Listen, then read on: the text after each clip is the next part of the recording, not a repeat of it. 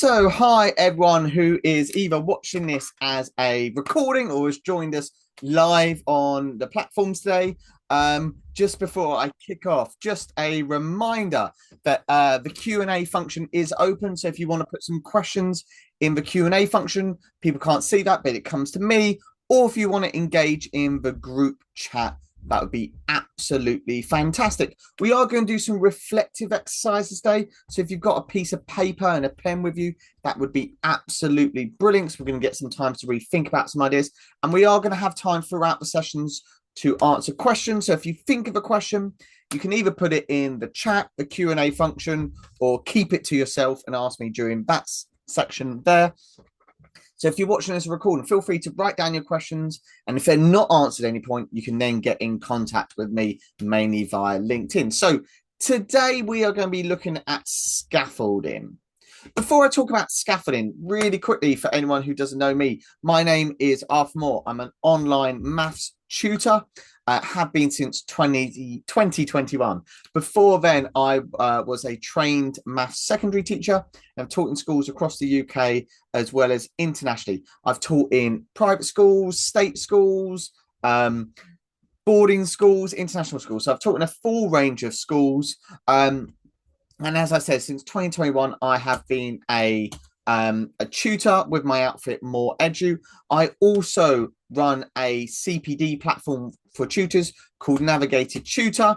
Navigated Tutor has been shortlisted for awards at the National Tutoring Awards for educational resources for tutors, and myself as a tutor have been nominated, shortlisted, and have also won awards, including Professional Tutor of the Year in 2024.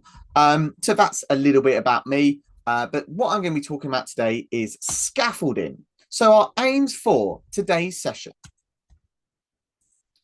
I want us to understand what is meant very specifically by the term scaffolding, as opposed to some of the other terms we sometimes use. And I want everyone to leave with some practical ideas to help scaffold your students' learning. So we're going to be talking about what it is and also for some ideas. There's some people still joining the live webinar. For those who have just joined, if you want to engage in the conversation on the group chat or leave me a question on the Q&A function, please do. So a quote on the board that I'd like you all to take a moment to read there.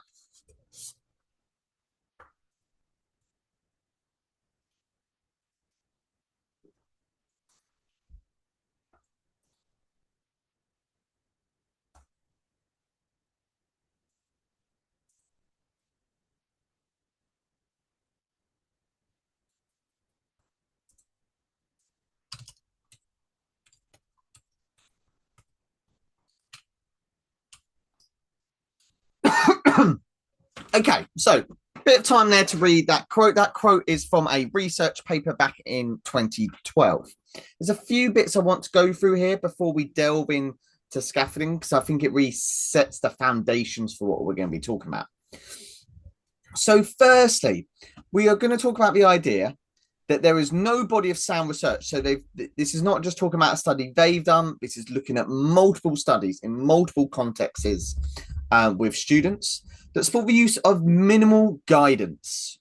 Now, what we mean by this term minimum guidance is when we try and let the students discover something for themselves. So a classic example would be I give my students a right angle triangle and I allow them to discover Pythagoras' theorem by measuring sides. Now, there is absolutely a place for discovered learning, absolutely, in your subject areas, absolutely.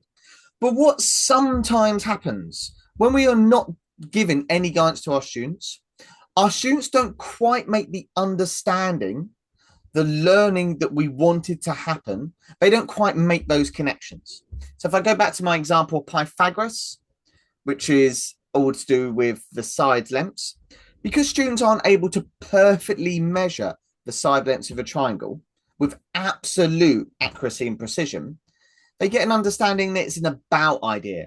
So if you take the two small sides and square them, you get about the longer side squared.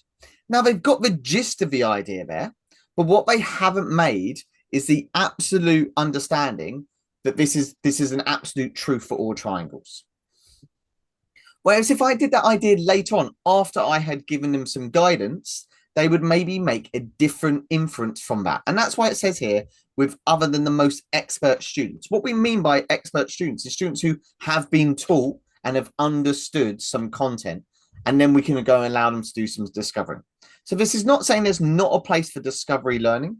It's just talking about we have to be very careful to just saying to all our students, here's an idea, you go work it out. Another quote on the board. I promise you it's not all quotes for this one, but it's really important to start with these foundations.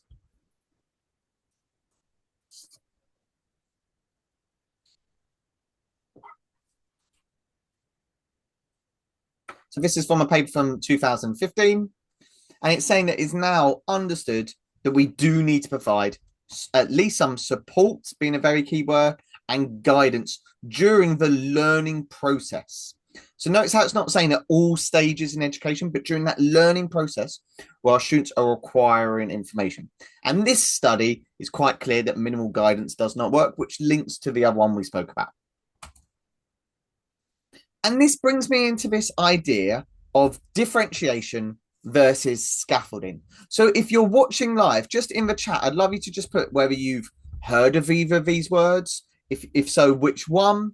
So if you've heard of the word differentiation, feel please on the chat, just say, yeah, differentiation, thumbs up with that one. Or if you've heard of the term scaffolding, just write down that. Or if you're watching this as a recording, just take a moment to just say, well, these two words, do they mean anything to me as an educator, as a tutor? So I'm just going to give everyone a few months to just reflect upon those terms there.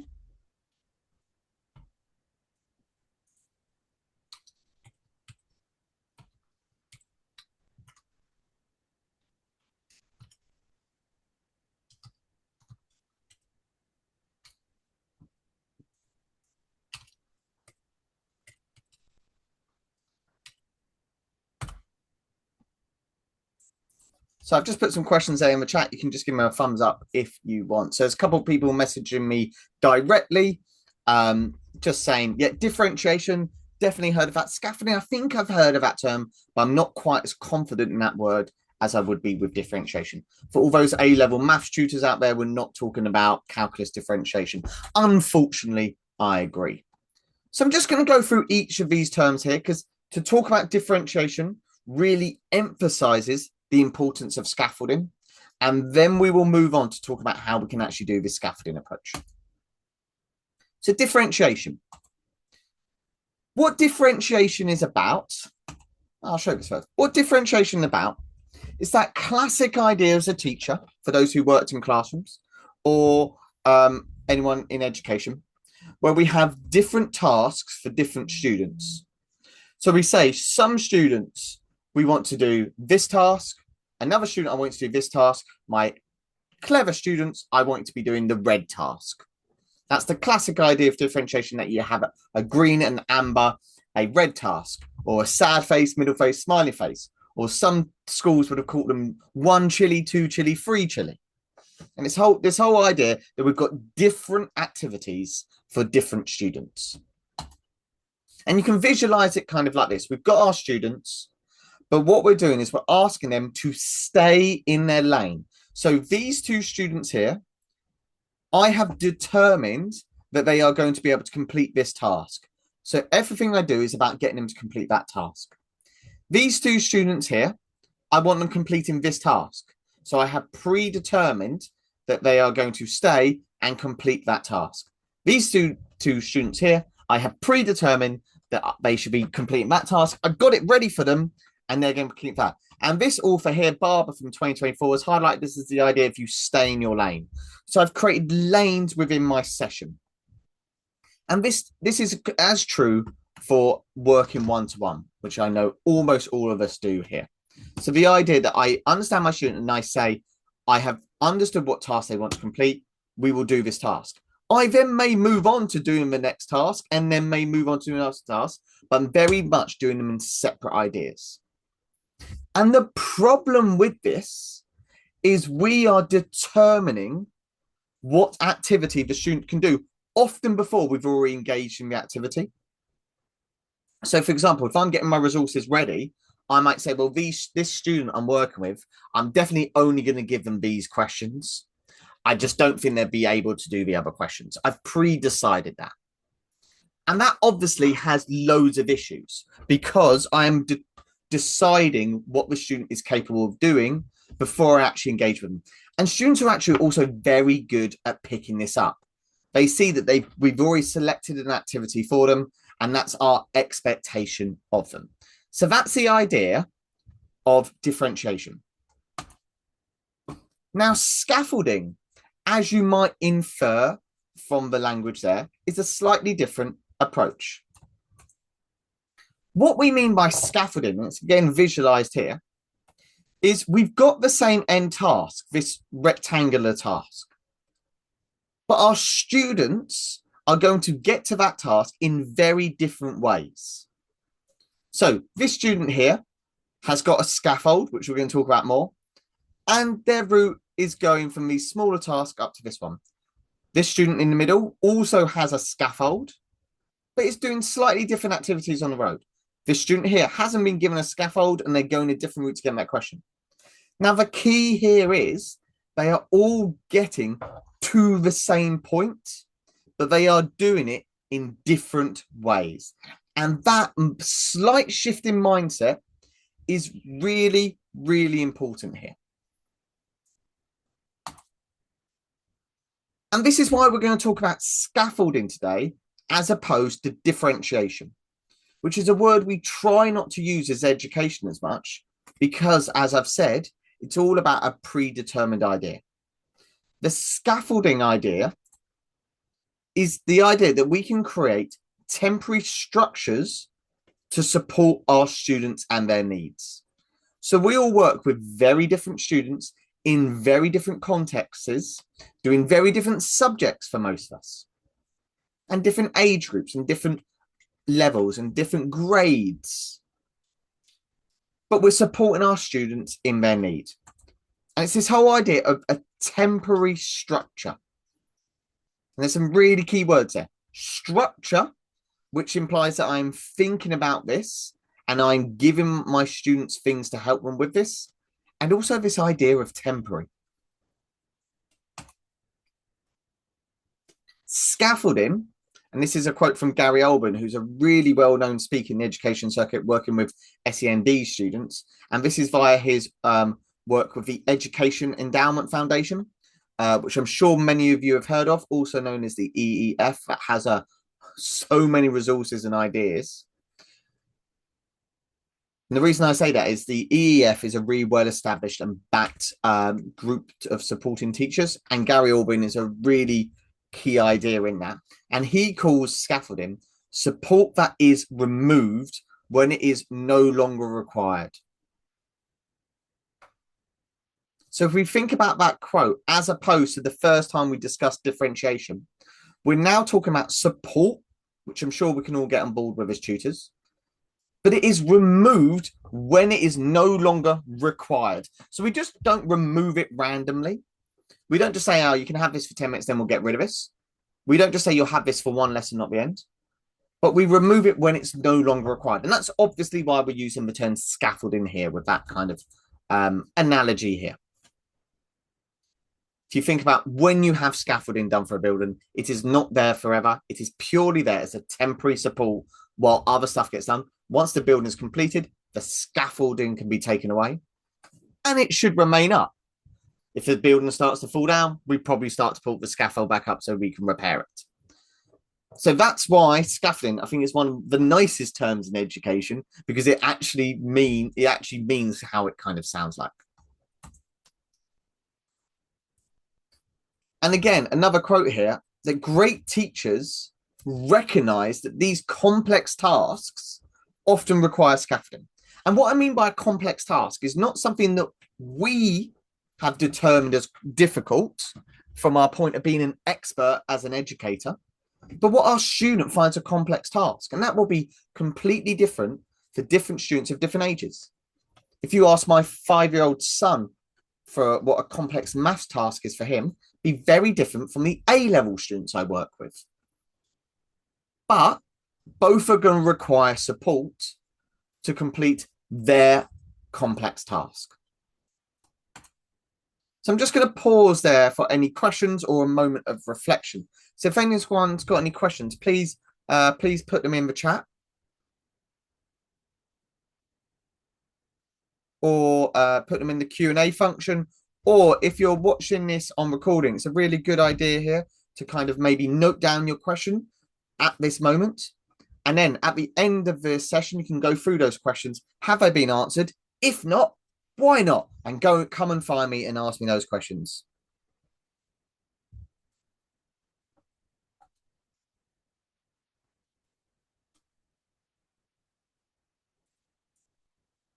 Okay, so moving on.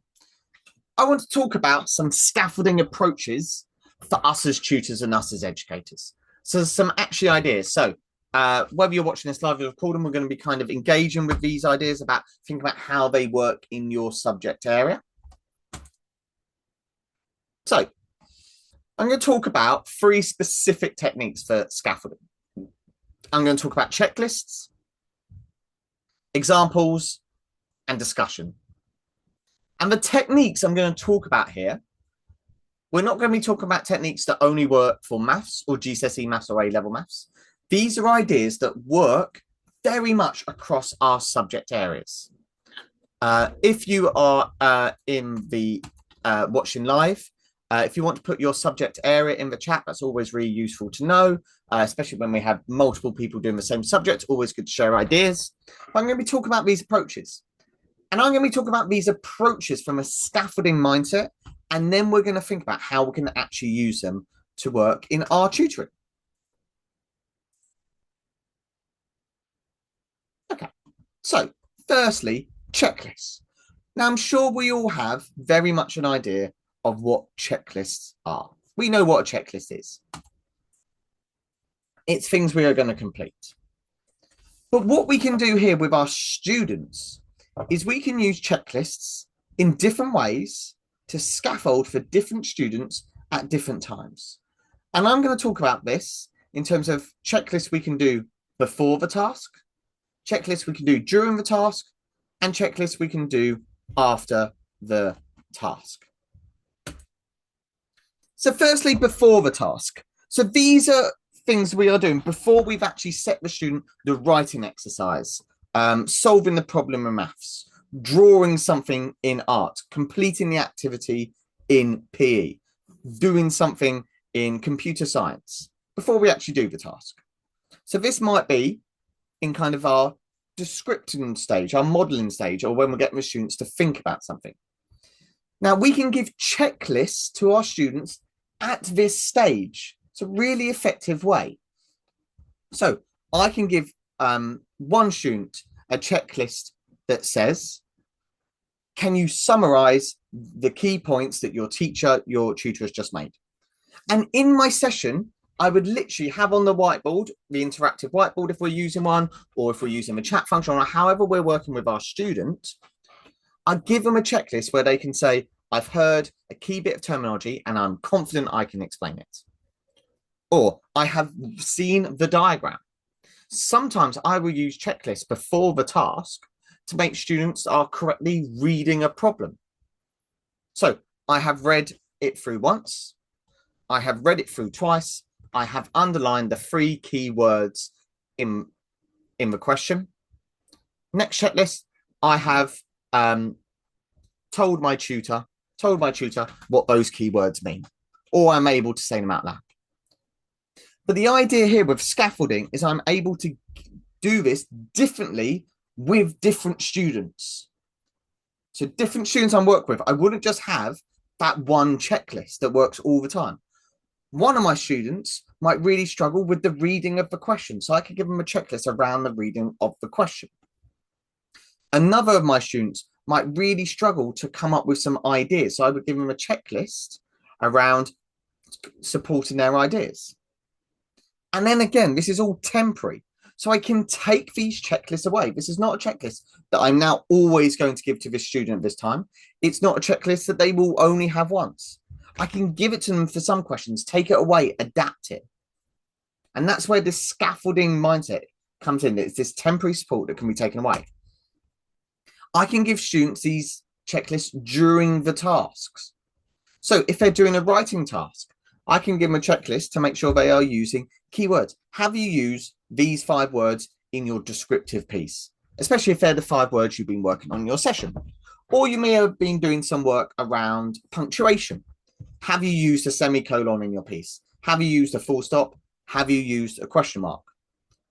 I know there's some students who are really prone to just not using full stops. So as part of that student-specific checklist, they could have have you used multiple full stops? Again, the idea that I don't just keep these checklists for them, I can remove them as and when they need it. So even within my tutoring session, I may give them a checklist, remind them of punctuation for the first couple of tasks. I then might remove it, and then I might give it back later on if I felt like they needed it. Other ways you can do this, if you're working with a student on their art, have you shown these techniques? Have you demonstrated to the learner you're doing these techniques?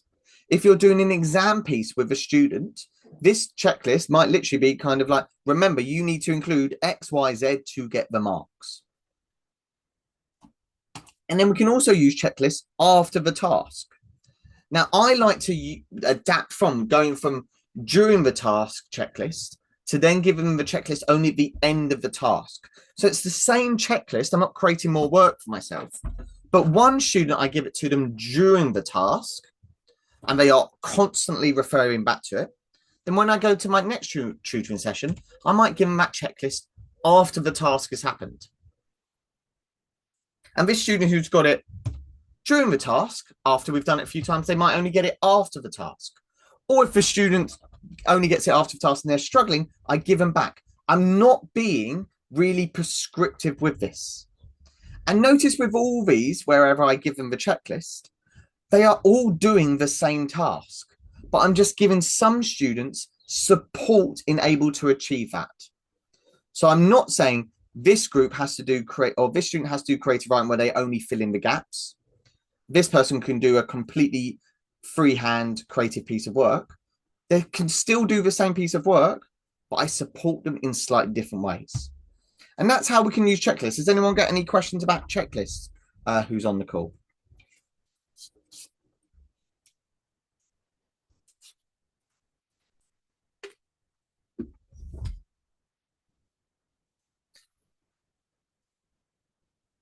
Okay, so one person has asked me, how do I know what checklist to give to my student if I can't plan it? So I think that's a really good question about this idea. So something like checklist is not saying you don't create this stuff beforehand or have this stuff ready. Absolutely not. But it's the idea that you're giving these students so they can complete a task, and then you can remove this support structure later on. So the student doesn't become reliant upon this checklist. So I use it all the time in maths, use it all the time, especially when I'm doing some complex tasks for a student for the first time. I might have my checklist as very much a step 1, step 2, step 3, step 4. Have you followed these steps? Some students, I might only give them the first step and the last step.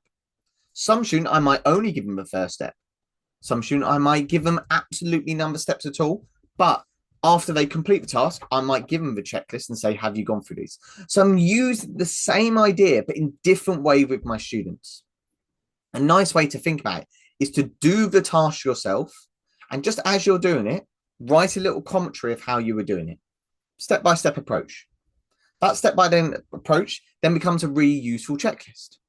You could give that to one student beforehand, but then take away when he's actually doing the work. Or you can give another student, you could give it to her at the end and just say to her, well, check you've gone through this. So it's a really nice question. So this is not saying I don't make this stuff beforehand, but I'm just very conscious in how I'm using it to support the student to get to the goal. What I'm not doing is changing the task. I'm changing how the student is able to complete the task. Really good question. If you need any more questions, feel free to put them in. Worked example. So something we have talked a little bit about in previous webinars on modeling, which will be available via Tutorful. So live modeling is a really effective way for us to scaffold for our students. What I mean by live modeling is literally doing something in front of the student. literally doing something in front of the student. So they are watching me as the expert do this thing they're going to do. And naturally, I can very easily scaffold this approach. So if I'm doing something with a student who has never seen this before, my live modeling might include a running commentary of absolutely everything I'm going to do. Absolutely everything. You can refer to the webinar on modeling if you want to see more about how to think aloud in your sessions. Whereas another student, I might actually not talk during it. I might just do the working. Now, as a maths tutor, I do this a lot with some of my students. What I'll do is I'll say, right, I'm going to complete this question for you. I just want you to watch me. And then I decide which my student needs. Do they need me to do a running commentary? Do they just need me to say, here's step one, here's step two, here's step three? Or do they need none of that? So with my live models, I can slightly scaffold the way I'm using these models. It's a really, really effective way of getting your students engaging. Side-by-side examples. So side-by-side are very much how they kind of sound. We split our page in two, and we do our example on one side, and then we get our student to do theirs on the other side afterwards. And then I can scaffold this approach. So I might, while they're doing theirs, hide my work from the students and then re-show it to them later on. That can be really useful for some students. For other students, well, I might keep it there the whole time. Absolutely there the whole time. For some students, I might just keep it there until they've done the first couple of steps and then remove it. So I can have my side-by-side example, but I can scaffold it to what the student needs. And again, it's all this idea of a temporary. So I might do the side-by-side example and leave it on. For the next example, I might leave it on for the first bit. For the next example, I might do this example and then remove it. I'm slowly reducing that scaffold. And what I can do is I can introduce it if the student needs it back very, very easily. And that should always be the case for scaffolds. You can take them and bring them back really easily into your sessions. Anyone got any questions about those two approaches there? So we just spoke about live modeling, how we can use our language to scaffold for students, or a side-by-side example. Okay, there's no questions on the live chat there unless any are coming in. I will keep referring back to them. If you got any questions from the recording, just note them down. If they haven't been answered by the end, you'll be able to find me on LinkedIn and kind of throw these questions at me. So one thing we know is really important in our sessions is discussion. We know this is super important to our sessions. Now, the problem is with these oracy techniques is that sometimes we forget we need to scaffold discussion as much as we do written tasks. As educators, we're actually very good at scaffolding, whether consciously or unconsciously, written tasks. I'm sure you do this. With some students, you may check in every few seconds, just remind you to do this. And some students, you take that step back. You don't need to do that. Whereas another student, you need to walk them through it at that stage. But sometimes with discussion, we forget that they need the same level of scaffolding. The process of actually forming an argument and verbalizing it is very similar to formalizing an argument and writing it down. Just our output is slightly different. So don't forget to scaffold your discussion. One such way you can do this is via a technique called secure, stretch, and repeat. Now, the example I'm going to give here is when we're working with two students, but exactly the same can work here when we're just working with a single student, and I will show why. So, I don't know. It's a really common issue for us as educators. We put a really good question out there or task, and the student comes back to us and says, oh, I don't know. It's actually quite a barrier when they said that. It's actually quite a tricky thing to get through. So we need an approach, something that's ready to go when our student says, I don't know. We need to be ready for that. So secure, stretch, repeat. Now, there's 3 stages to this. The main one in terms of this idea of a questioning technique is to secure the answer. We get the right answer in a room. Now, here it says get a student who has the right answer to give the answer. It may be you who provides the answer. When a student says, I don't know, you say, right, I'm going to give you the answer here. Here is the correct answer. And what we mean by secure is that answer has been heard in the space. It is out there and we all has access to it. So when I say that right answer, the student hears it. Now, whether they process it or not is something different, but the answer has been secured. Like we know the answer is in the room. The next stage is to repeat. So I get the student to repeat that answer.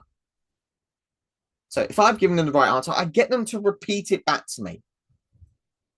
That shows me two things.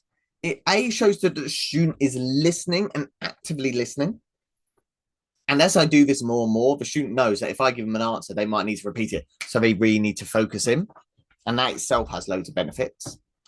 But it also gets that student saying the correct thing, which means we can praise them, which especially if they're saying, I don't know, because they're not confident in their ability. Go, look, you just said a brilliant answer there.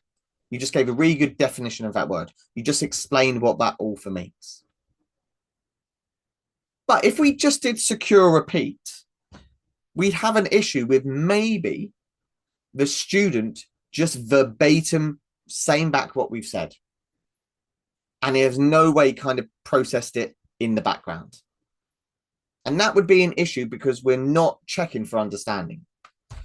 Whereas what I do here now is I stretch. I get the student who said, I don't know, and has repeated the answer. I ask them to apply this knowledge that they have just said out loud, but in a very slightly different scenario. Now, I'm going to give a maths example for this, and you can think about how it might work in your subject area. So I ask the student, what is a trapezium? The student replies, I don't know. That'd be very easy for here for me to go, right, we need to go do something else, or I need to take a step back. But what I do here is I either ask a student or I give the answer. So I would say, if I was working one-to-one, okay, well, a trapezium is a quadrilateral with one set of parallel sides, which are opposite to one another. Remember, we're focusing on the discussion here. So this is something to support all the other resources you've already got. The student has now listened, and I ask them to tell me what a trapezium is. And the student replies, trapezium is a four-sided shape with one set of parallel lines. Well, this is great. This is really positive because I've got this student saying it's a four-sided shape, which tells me that they've understood the word quadrilateral. One set of parallel sides, they've said verbatim. So I'm getting that terminology there out of parallel sides.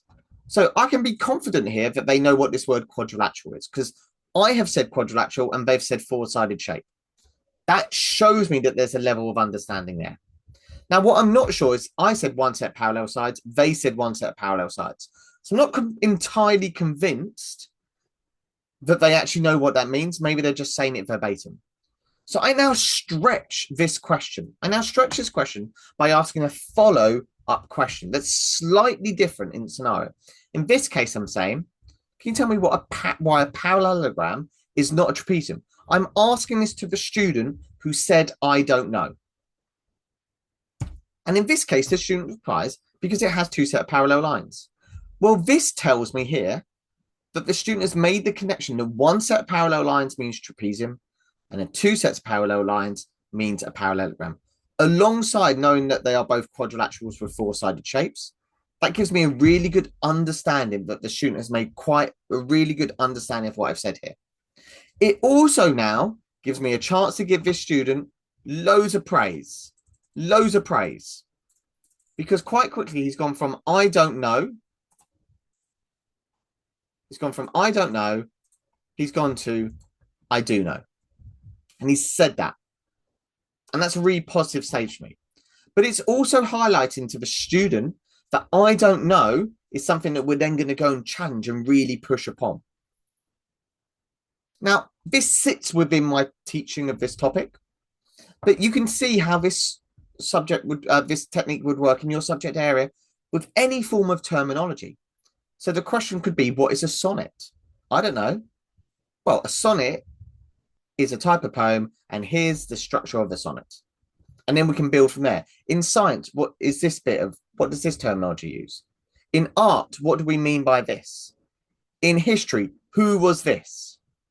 So when we're asking these questions that are quite closed off and we get an I don't know response, it's very easy to just take a step back and go, right, we need to start again, or we'll just miss this, or we'll do something else.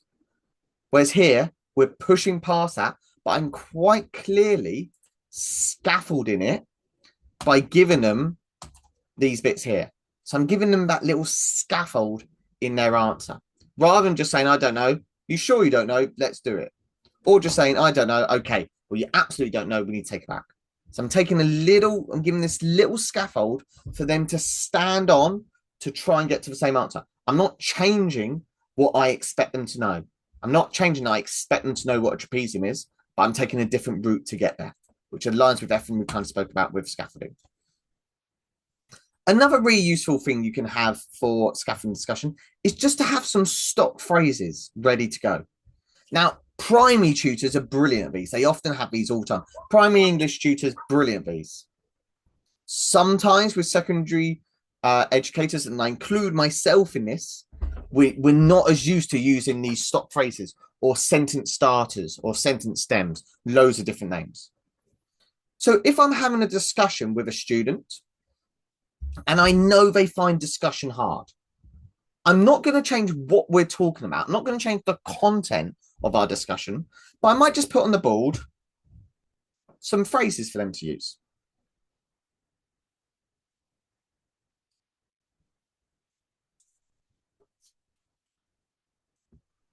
And even just having some structure like that is really useful for my student, because they may have the points of the discussion that they want to engage me in, but they don't really know how to bring this into kind of a conversation. So I'm giving them phrases. I think the answer is because. And what is also key is I would give these to the student as they're forming their discussion. Not, I'm going to give you some thinking time. Right, what's the answer? I'll put these up. No, I'm giving these straight away so the student is able to use these in their thinking process as they're creating their argument. But again, with a scaffolding approach, I'm not putting these up there every single time forever. I am going to adapt this. So I might just put these up when students have their thinking time and then take them away when we're going to the question. Or I might leave it up for this student for the whole time. If I've got a chat function on the system I'm using, maybe I'll put this in the chat so it is there and they can refer back to it. Some students, I would ask them to write this down if I was working online. I'd say, write these down in front of you. Have them there for the whole lesson. Right, can you now try answering that question? Turn that paper over before you give it to me. Or I could adapt these scaffolds as I go through.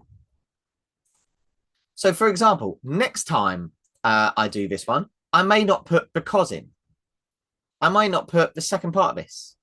I may just say first. I can take them out as I go through. And eventually, I'll get to the stage where the student is self-doing this to themselves. They are giving themselves these stock phrases. And they're so used to answering them. And then I can make the stock phrases harder. These are quite simplistic ones. But I can make them a lot harder, a lot more complex, with the idea that they are temporary and I can take them away at any stage. Has anyone got any questions there? What I've just spoke about there is the secure repeat stretch method, which I'm just putting in the chat for anyone who's watching. Secure repeat stretch. And we've talked about stock phrases, which have loads of different ways I can call those.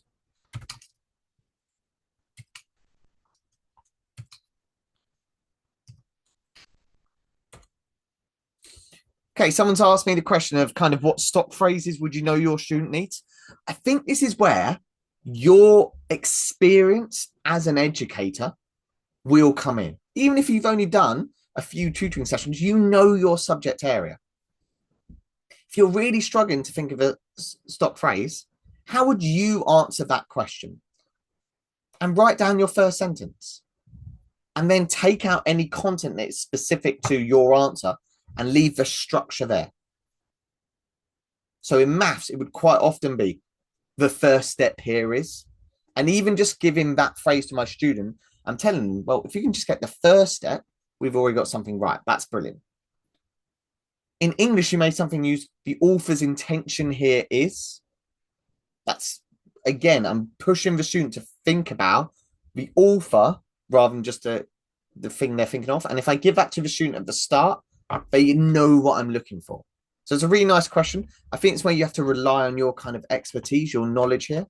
But if you're not sure, answer the question yourself and look at what you would have said. That's a really good sentence start to give them.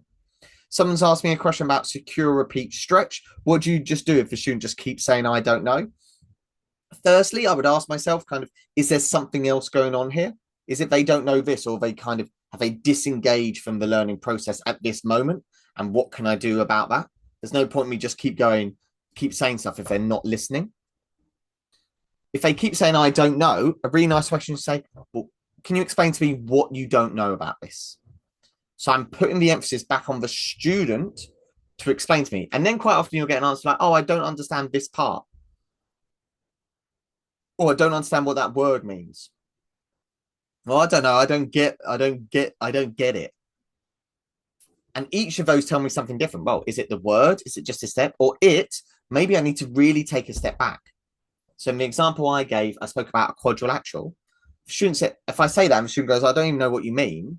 Well, maybe it's the word quadrilateral. I'm throwing out a word there that they don't understand and isn't working in the context of my answer. So my whole answer doesn't make sense.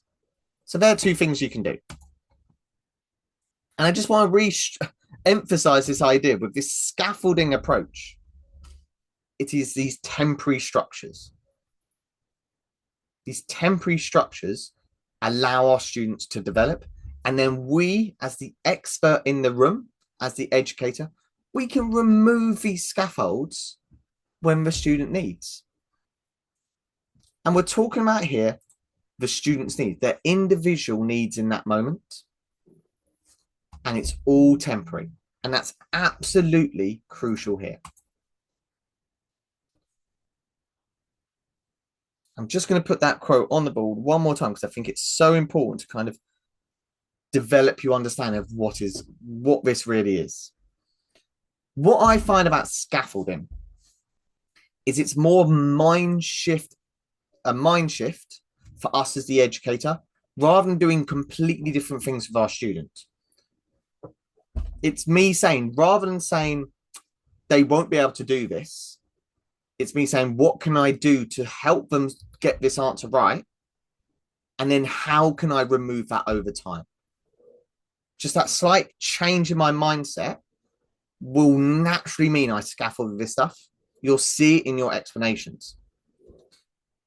My reflections of using this is it is a really effective tool for helping my students aim high. I'm going to recommend a book in a moment about teaching to the top. One thing we find sometimes when we're trying to do a more differentiated approach is we try and pick stuff that we know our students are going to be able to do to give them that win, which does have its upsides, absolutely, but it limits where they can go. And we often don't quite teach to their top. We bring it down a step. Whereas with a scaffolding approach, that top step is kind of not negotiable. That's where we're trying to get to. And it challenges me as the educator to think, well, actually, how we're going to get there. Where am I going to put these steps in? Where am I going to put the step ladder in? And as I said, it's that kind of shift in my mindset as a tutor. And when I first started reading and learning and talking to people about scaffolding, I could see it come into my tutoring. First kind of informally, just the way I was talking to students, and then a bit more formally through the use of checklists or sentence starters. And now if you look, I think if you look to my lessons, you see a lot more scaffolding towards a goal rather than saying a differentiated approach for this student. I'm already saying you won't be able to do this. And my key takeaways from this before kind of open up the floor to questions are, Scaffolding should be temporary. That should be absolutely at the start of your thinking whenever we do this. We remove it slowly. We don't want to just say, here's this massive scaffold to help you, and then completely get rid of it. It's just not going to help the student's confidence. It's going to make it retreat. Oh, I could only do this with your help. Whereas if I remove it slowly, they build up that confidence. And also, you can look to scaffold almost everything you do. It's not about having a worksheet that they fill in the gaps. You can scaffold discussion. You can scaffold their thinking process by giving them things to think about, sentence starters, for example. So it's this whole idea that it's everywhere, temporary, and can be removed. And my final top tip before I open up the floor to any questions is we're not changing the outcome for our students. We're just changing the support they need to be able to get there, which is a really important kind of mindset for this. That would be my top tip for scaffolding. If this is something you'd like to learn more about, there's a really, really good book by Megan Mansworth called Teach to the Top. There's a QR code there, but if you just type in Teach to the Top, this book will come up on Amazon and everything like that. It's a really, really good book about expectations, about mindset as an educator, but also actually how we can do this stuff with our students. So if this is something that you are interested in learning more about, I would absolutely put that at the top of your reading list. If you want to learn more about me, what I do, or ask me some questions about everything we've covered today, best place is LinkedIn.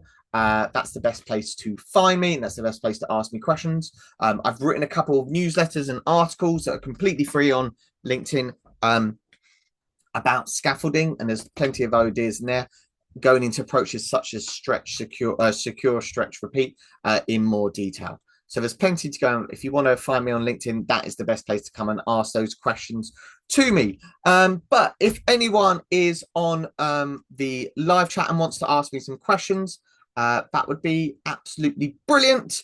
I'll just wait for, there's a couple of people typing messages to me directly, so I'm just going to look at those before I answer those.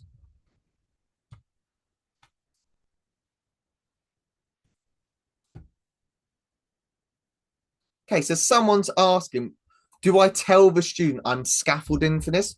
Like, really nice question. So I wouldn't necessarily use that phrase. I'd be more saying like, to help to support you here, I'm just going to give you this for a bit.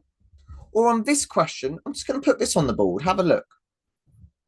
Now, if I know my students aren't use them, I'd be a lot more explicit. With something like a checklist, I quite literally want them checking off this.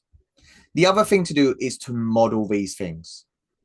So when you're doing checklists, like model how you use a checklist.